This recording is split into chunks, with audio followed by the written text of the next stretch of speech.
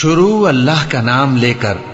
جو بڑا مہربان نہایت رحم والا ہے۔ رات کی قسم جب وہ چھا جائے اور دن کی قسم جب وہ روشن ہو جائے،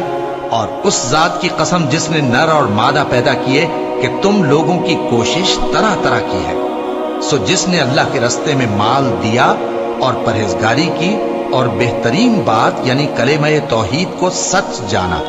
تو اس کو ہم آسان طریقے کی توفیق دیں گے، اور جس نے بخل کیا اور بے پرواہ بنا رہا اور بہترین بات کو جھوٹ سمجھا،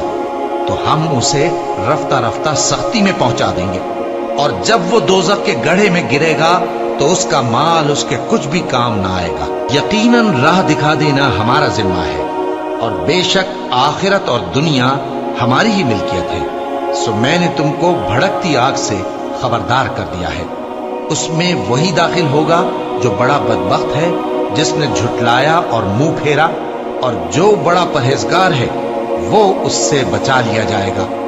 وہ جو اپنا مال دیتا ہے تاکہ پاک ہو، اور اس لیے نہیں دیتا کہ اس پر کسی کا احسان ہے جس کا بدلہ اتارا جائے،